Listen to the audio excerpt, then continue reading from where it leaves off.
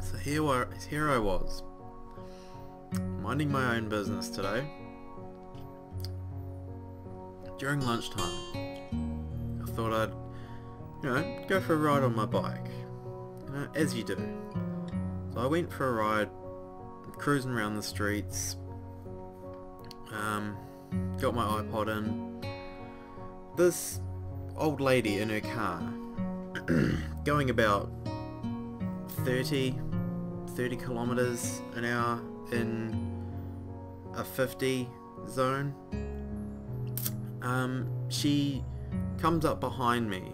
Now, it was about, I'd say maybe 5 seconds until I actually noticed her driving behind me. Now, she was actually tailgating me as such.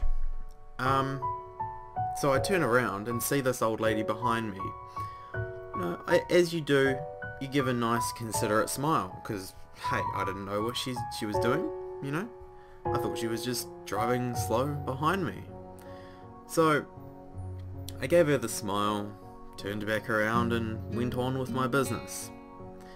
Next thing I know, she comes hooning past me, gives me the most evil fucking stare I have ever seen in my entire life, and as she's driving past me, she flips the bird at me.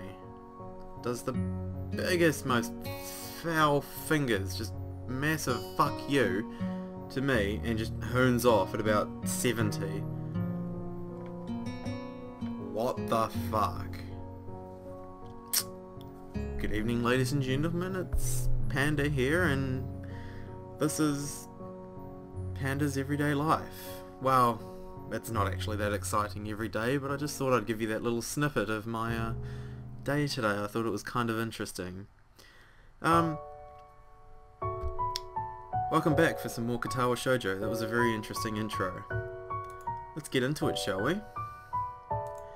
Now, I do remember where we were up to. I remember that this was a very awkward situation because I had people in the house last time, and I do have people in the house this time as well. However, it's not my parents, so it's a little less awkward, but it's still pretty awkward. So, hey, I've told them to keep to one side of the house. I'm going to take this side of the house. If they want to get into this side of the house, they can just piss right the hell off. Well, let's get down to things. The voice coming from the other side of the door freezes me. After a second's thought, I rest on the side of the bath and let my arms dangle over the side. Despite trying my best to play it off, I can't help letting my mind wander. Sure, come in, and I've forgotten to set my timer on my phone again. God damn it. I'm sorry. Ooh, Lilly. With that, she opens the door, slowly walking into the room and closing it behind her. She looks oddly calm, countering my racing heart. Hey, Lilly. Do you mind if I take a bath with you? Go for it! Damn, hell yeah. I don't mind, go ahead. With a small nod, she begins to lift her sweater off her shoulders, baring her chest little by little. Alright. I believe this is time for another black screen. An epic black screen. I could do that for you if you'd like. Wow! Hisao, my boy, you have grown up quite significantly. Refused. Why? Her face shows she's still not overly comfortable with letting me attend to her. I can't say I blame her. She continues undressing her shirt and skirt, falling to the floor and leaving her in her white lace bra and panties. Eventually she stands bare in the centre of the room. After the previous quote-unquote scene, this seems far more tame. I could put it that way. Oh, yep, there we go, epic black screen. Compared to last time, it's a lot easier to take in her entire figure. It's a wonderful sight. It is indeed a wonderful sight. Hisao? Hmm? You're thinking perverted thoughts, aren't you? You're damn right I am. Give me a break, you're undressing in front of me. She furrows her brow in thought. I guess this would be somewhat more erotic for you than me. Why? Ah, yeah. She gives a small, light-hearted chuckle, which seems to settle her nerves a little. If this is too much for you, Hisao, I can come back later. No, no, no, no, no, no, no, no, no, no. No, you're not coming back later. You're staying here, woman. No, no, this is fine. I'm just a bit... well... how do I put this? Let's just say I'm giving you a standing ovation.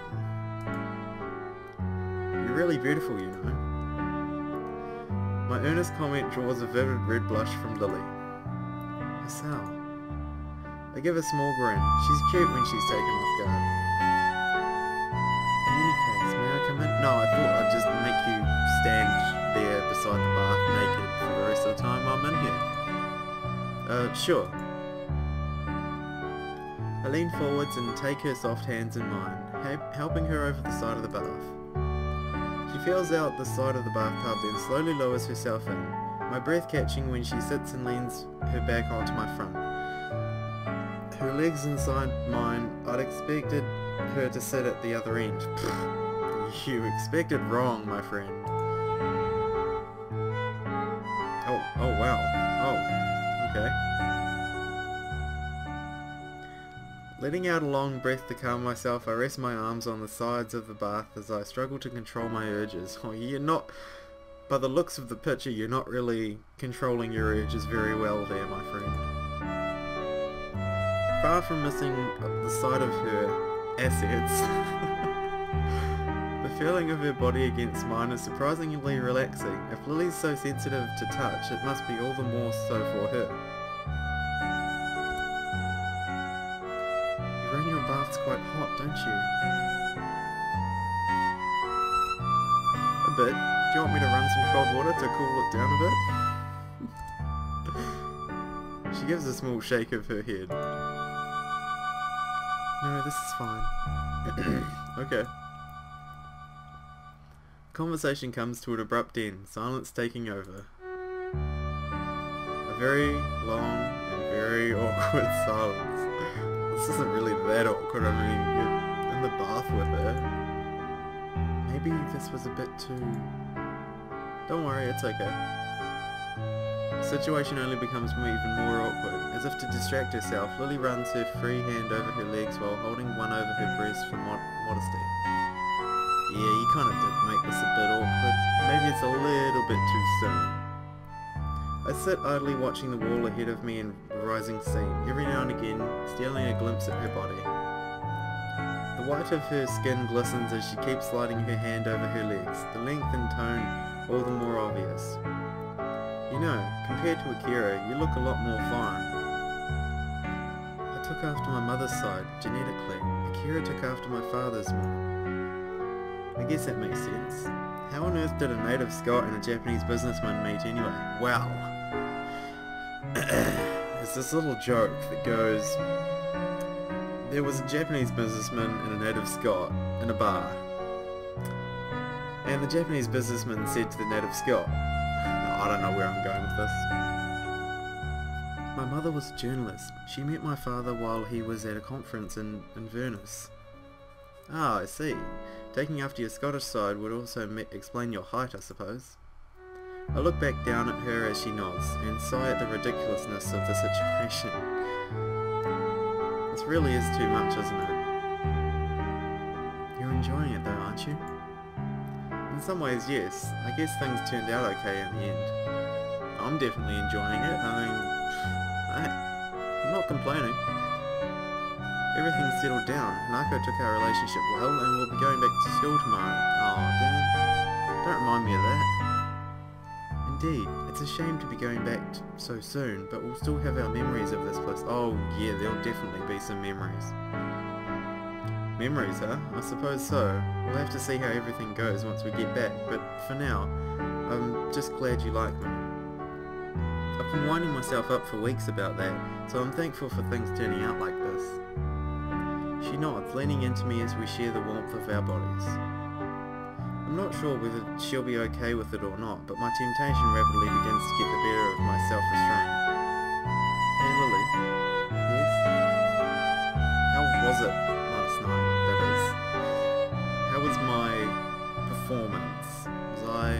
Was I good? Tell me I was good. Tell me I was amazing. Tell me I was the best you've ever had, and considering I'm the only you've ever had, then I have to be the best. So, it's a win-win for me.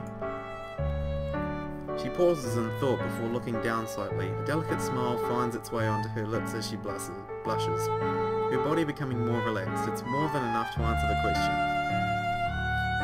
Even as I give a small nod in response, thoughts of last night run through my mind. Considering the situation, I don't really think anyone blamed me. Hisao, your heart's beating.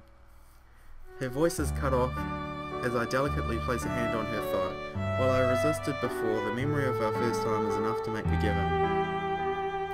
She lets her body lean into mine without a word of protest, an invitation that I'd be hard put to ignore. Well, who's to ignore that? I mean, come on. I place a small kiss on her neck to accept before slowly moving my hand over her smooth legs. Sal, please.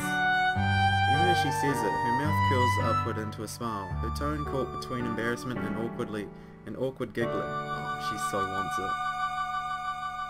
Eventually she shakes one of my hands in hers, guiding it to her right breast. I greatly appreciate the tentative guidance she's willing to give me. All sighs of tension in her body give way. I continue to take in the feeling of her soft skin, redoubled as my other hand slips between her legs. Ooh, getting... Yep. I wonder if the feeling of my hands on her is exaggerated by the lack of sight, since her other senses are so finely tuned. She does seem to be enjoying it to a surprising extent after all. It gives me a somewhat odd feeling, but a pleasurable one. I have to say, this music does not fit the situation at all. It only takes a few minutes before her body starts to squirm ever so slightly. Her efforts to stifle her moaning become visible as she purses her lips. Her light-hearted whispered protestations become noticeably more quiet. This makes me realise that all her squirming against my body made me increasingly excited as well. Well, hey, if you want to use the word excited, I was giving her a standing ovation. Lily. I withdraw my hands to give her addled senses time to respond. Nodding, she shakily stands and offers her hands for me to lead her out of the cramped bathtub. Oh, damn. Jesus, this is... Yeah. She maneuvers herself out of the bath as I do, our hands holding each other's. Oh god. Eventually I sit beside the bathtub, the two of us fussing around a little until we get comfortable. With a small gasp, desperately constrained to avoid being audible outside, she lowers herself onto me once again. The way she moves makes it obvious that she must still be on the verge of her climax. She slowly starts to move her hips up and down, her tongue finding mine as she holds my face upwards. I realise just how much pleasure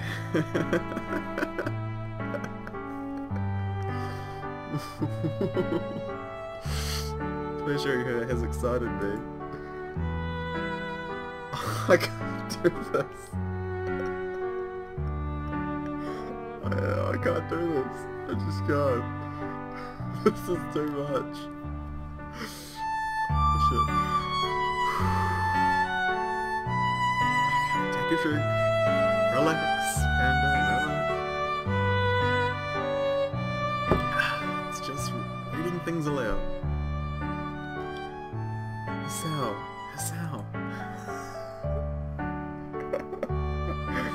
Oh, fuck. Despite her clouded eyes being shut, her tightening grip on my shoulders show that she's nearing the end of her endurance. As our breathing becomes more and more ragged, I rapidly feel my limit approaching as well. series of harsh breaths is the only warning before her final gasp of ecstasy, her entire body tensing and her fingernails digging into my shoulders. My loins hit hers, both of us frozen against each other in climax.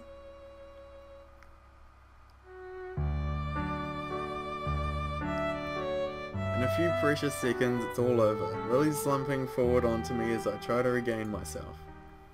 That was good. Good. Are you serious, bro? That was good. Good is the best you're gonna give her. Really, man. That was good. Oh, I don't even know what to say. That was good. Like, just, oh. Good is a word that's described to use, is a word that's used to describe things as being average, you know, okay, alright, decent. That, my friend, was not decent. That was amazing. It was incredible. It was great. It was fantastic. That's about as many as I can think of so far, or at least it was for me. I mean, Jesus. She takes a gulp of air before replying, steadying herself as she nods.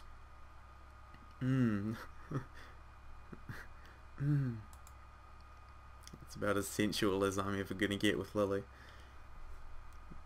She bows her head down to give me a small kiss, my hand reaching up to hold strands of her dishevelled hair as we once again sit in blissful silence. Whew. Well. Okay. Are we back to normal yet? Because that was... I'd have to say that was more intense than the first time. That was far more sensual. At least it was in a bathroom rather than just a fucking hardwood floor. After a chaotic dash to the station, finding our seats in the otherwise deserted carriage, we promptly crashed. Looking at the time, close to midnight, it's little surprise that we take this particular train. That few take this particular train. She always looks really good in this picture, I have to say. Hinako is fast asleep on Lily's shoulder and I can only barely muster the energy to stay awake. The excitement we had a while ago probably didn't help. I'd probably be pretty depressed about going back to school if my brain was actually working. As it is though, the sight of the nighttime scenery scrolling by is surprisingly beautiful. That's not what I'm looking at. I'm looking at this. I'm looking at all of this. My loud yawn is nearly wholly drowned out by the clacking of the train tracks and the old carriage is rattling. Oh, yeah, I fucking knew this would happen. Talk about yawning and makes me yawn. So tired. Oh, you just... And whose fault is that, Hisao? She really does toe the line between insulting and amusing sometimes, though I manage to wring out a weary smile. I look back out the window, my reflection just visible on the clear pane. To be honest, Lily, it was your fucking fault. Right, you spread your legs, so what else was I supposed to do? Truth be told, she's perfectly correct. If it weren't for that little interlude a few hours ago, both of us would have a lot more energy. Interlude. On top of that, we both had to take another bath, very nearly making us late for the train's departure. Yeah, it was mine. Still getting into a bath with a guy is a dangerous thing to do. That's true. Evidently. Sorry, I guess I kind of took advantage of the situation back there. Well, I didn't exactly hate it. Yeah, it's what you wanted. You didn't come into the bathroom just to have a bath, right? I know exactly your ulterior motives. As she trails off, I look back to her. My eyes narrow as I see her slightly reddened cheeks and small grin, her mind obviously elsewhere. Say it. I knew the possibility of it happening, was there? I knew it. You're just as dirty-minded as I am. She quickly coughs into her free hand, making her disapproval crystal clear. That's a rather crude way of putting it. Oh? And you would suggest I merely have a healthy adolescent sex drive. Oh. You're just taking the easy way out there, Lily. So in other words, suiting mine. Yeah, exactly. Yeah. Almost seeming to sense the moment, Hanako mumbles quietly as she furrows her brow in Lily's lap. Lily's look of disapproval melts away as she gently smiles and strokes her hand on Hanako's long dark hair. No, I think all that's left to do now is have a threesome. Just gonna put it out there. You know, that's all that's left to do. You know? And then mission accomplished. All I can do is watch and smile. If someone were to ask me when I fell in love with her, I wouldn't be able to answer. The best I'd be able to come up with is, it just happened at some point, but I didn't realise it. I think it was love at first sight, Hisao. If someone were to ask me why I love her though, then I can answer much more easily. You really love Hanako, don't you? Just as much as I do you, Hisao. She gives a deep nod, smiling warmly. It's a pity we have to return to school. She seemed to relax so much while we were all away. That's true. And you know what? Let's talk about Hanako. I'm pretty much in agreement with myself here. I think I know the right one. Let's talk about Hanako. I mean, hey, my work here is done. Right? I've had sex with Lily. That's it. I'm done. I guess I could just quit the group now. No, let's finish the story. It's all about the emotions and the feels, and my computer's lagging. That's never a good sign. I wouldn't worry. Hanako's been gaining confidence thanks to you, at least for as long as I've known you two.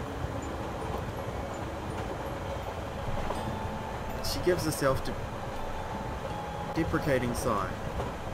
I think I merely provided her with company and support. Since she came to know you, she's opened up much more, even to me. I get the feeling she's understanding her influence on Hanako, especially given that before the two came to know each other, Hanako had no friends to speak of.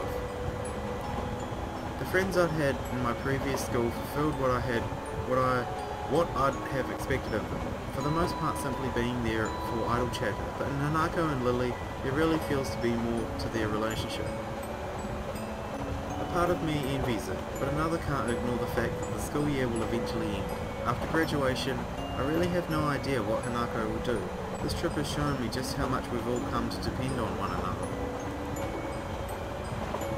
Indeed, we're all going to have to make decisions. Maybe that's the reason why, despite our return to school also heralding a return to the normalcy of everyday life, I can't help feeling a little restless.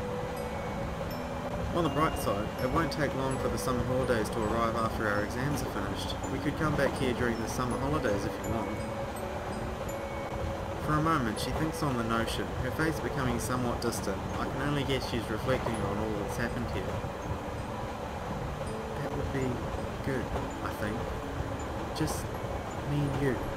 Not Hanako this time, so we can be as loud as we want in our ruckus lovemaking.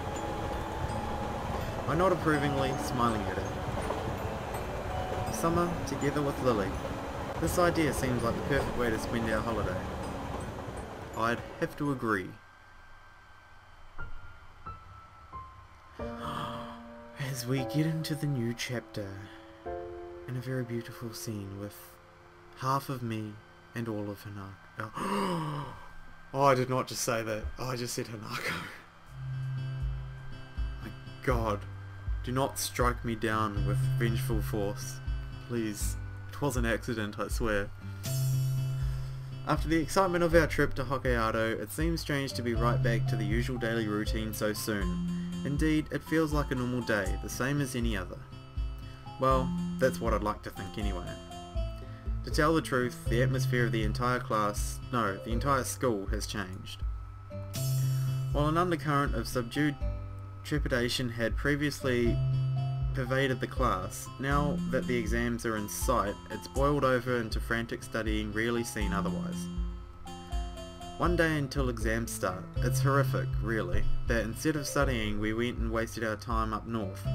We were such model students too. You didn't exactly waste your time up north. I think you used your time well, would have to say. What I'm trying to say is you had sex with Lilly. Glancing around the class, even the bubbly, ever-energetic Misha seems oddly deflated. She sits at her desk, nervously chewing a pen while Mattel lectures from the front of the class. Wait, on closer inspection, I do believe she's eating it. Tearing my eyes from the sorry spectacle, I turn my attention elsewhere. Hanako sits frantically scribbling in her notebook, her face mere inches away from the page, seemingly trying to record every word that leaves Mattel's mouth. Oh, I've tried to do that before. That is so hard. Try and write down every word that the teacher has said because you've missed so much of the class beforehand. It's not good.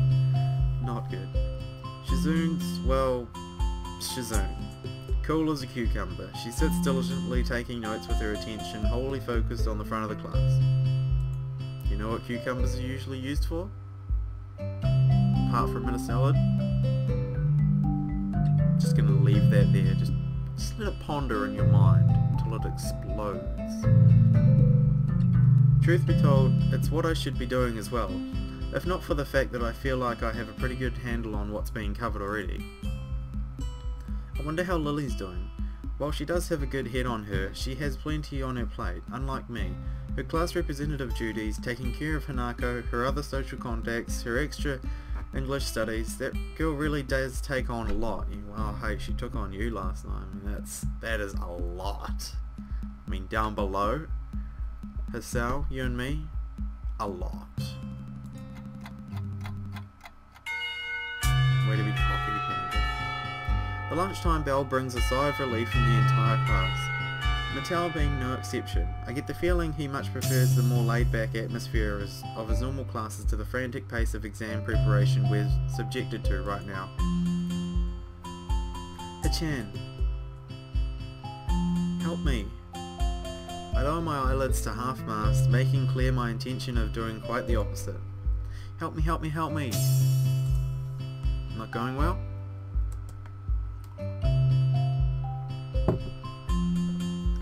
Hachan's going to be fine, but I think I might die.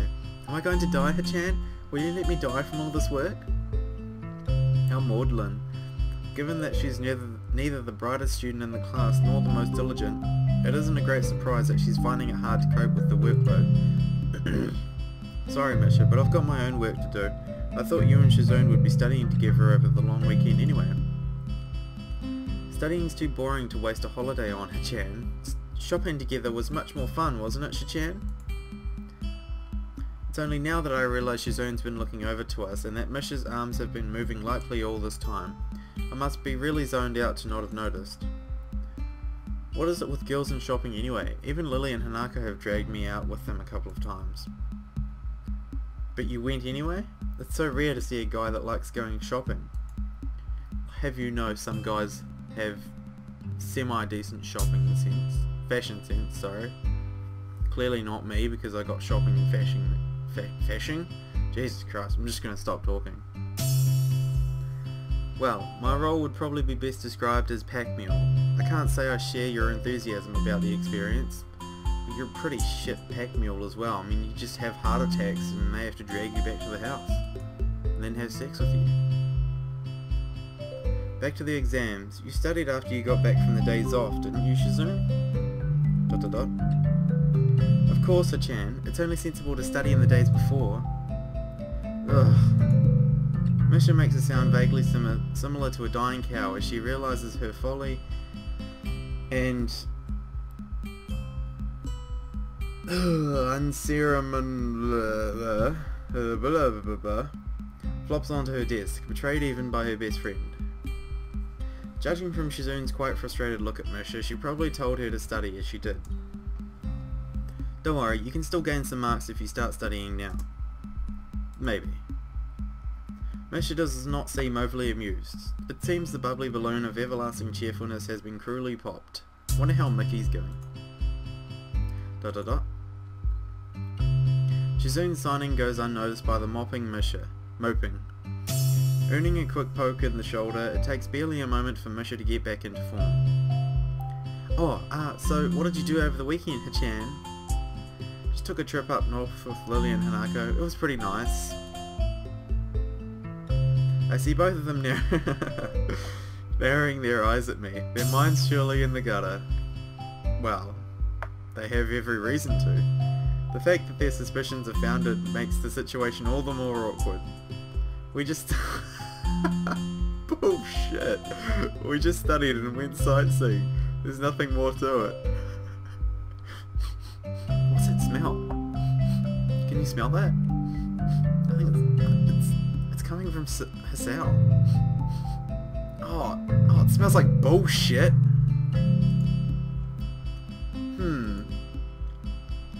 After such a flagrant lie, I realise that it may not have been the best step. Considering Shizune's connections and her total lack of restraint when it comes to questioning someone she suspects of telling untruths. I really have no idea how she's going to take it, but she'll find out eventually anyway. It isn't as if it's really her business who might date in any case. And yes, Lilly and I are going out now. While Misha receives the news with an enthusiastic smile, Shizune gives a look of mild surprise, somewhat masked by her cool demeanour. ... Whoever you date is your business. I hope you two go well together. Oh, that's kind of nice. Misha gives a look that says this is the most quarter I could possibly receive on the matter. It's all I wanted, really. After she says this though, Shizune begins to sign something else, then stops herself and shakes her head at Misha to prevent her from translating. Good. Thank you, Shizune, for stopping yourself, because I know you were going to add something and it would have fucked everything up nice you had just previously said. Normally I think this strange enough, but the awkwardly casual wave Shizune gives before walking off with Misha in tow adds to my confusion. Shizune's hardly the kind of person to pull a punch or communicate without forethought. I shrug my shoulders at the duo's odd behaviour and look towards Hanako's desk, but see that her chair's empty. She was definitely here before, so I guess she didn't just feel like waiting.